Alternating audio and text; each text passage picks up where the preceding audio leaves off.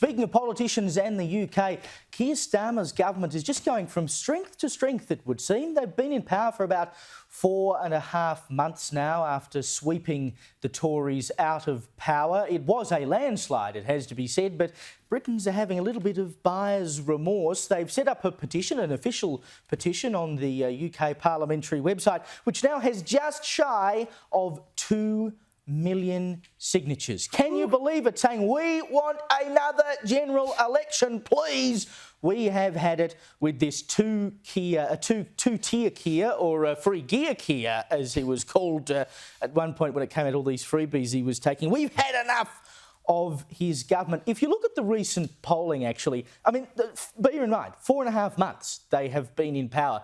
They're now 3 points behind the Tories. After having 4.5 months ago absolutely swept the country, 70% of Britons now say they are worse off under the Starmer government. And no wonder. I mean, the budget that this government handed down, they jacked up the national insurance contributions that employers have to make it similar to income tax. Of course, we told you the story last week about how they're going after farmers in the UK. Family farms will now have to be part of inheritance tax. It is no wonder that people in the UK would be saying, get us the hell out of here. And you can add to that one of the other promises they made, which was, we will close down migrant hotels. Now, you would know, because we've talked about it here, migrants coming across the channel, they come over on boats, much like we were dealing with here about a decade ago. They get into the UK and then they have to be put up somewhere. And they have been put up in hotels to the tune of about £4.2 million a day, and the Starmer government said, we will shut these down. And I'm pleased to report that they have. They shut 7 down last month, but they opened 14 new ones up. So they're actually, yes, they're shutting them down, but they're expanding the number of hotels. Is it any wonder that they're going, nah, we want another election? This is going so badly, 4.5 months in, they want out. Keir Starmer's popularity rating was plus 11 points right after the election. It's now minus 38. So he's dropped 49 points in 4 months. Caleb mentioned buyer's remorse. It was the lowest voter turnout in 20 years. There's an old adage, what is it? You might not be interested in politics, but politics is definitely interested in you. So if you don't turn out to vote, it's no good 4 months later saying, oh, we should have another election so I can make my voice heard. But it reminded me, Sunday just gone was 17 years since Australia decided, you know what, we're a bit bored with John Howard.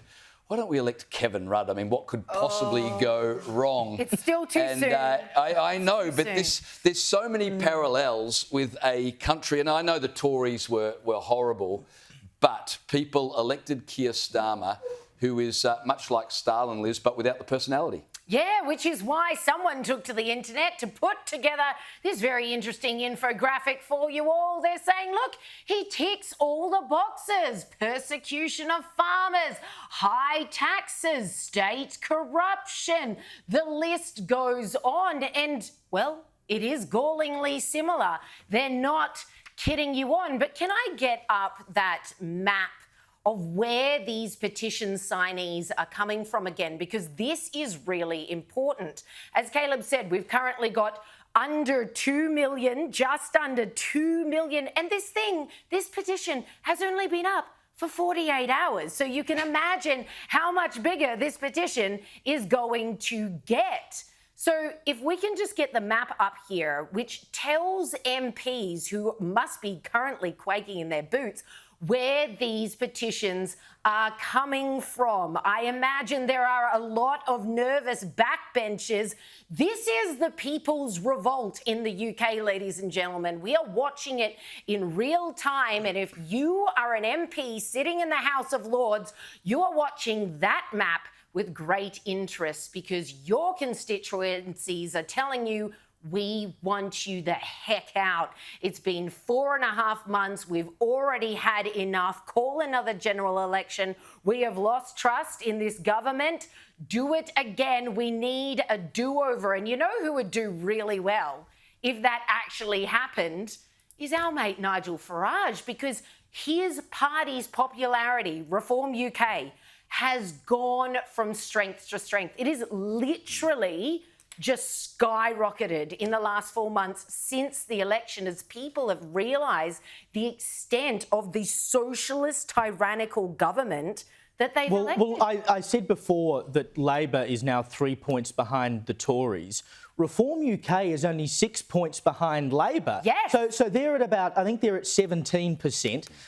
Labor's at 23, 24 or something, and the Tories are at like 26, 27. So Reform UK has actually come through as a very strong third player in the UK. And I'd be very interested to see when they go to another general election, probably not one caused by this petition, it probably should be said, what will happen, whether you end up in a sort of coalition between Reform UK and the Tories or how it all works out. But they are just going through the roof because people have gone, hang on a minute, we wanted an alternative to the Tories, but we didn't get what we wanted. And you pointed out a very important point, and that is that despite the excitement about this petition, it actually has zero power. Yeah, the UK is stuck with Keir Starmer for the next 4.5 years. So then they'll get their election, but not before, and certainly, Liz, not because of a petition. No, it just means that it does bring on a debate in the House. That's all it means, because that petition is on the government's own website where they make the pledge that any petition getting over 100,000 signatures will then go to a debate. Well, I can't wait to watch that one. I'm stocking up on popcorn.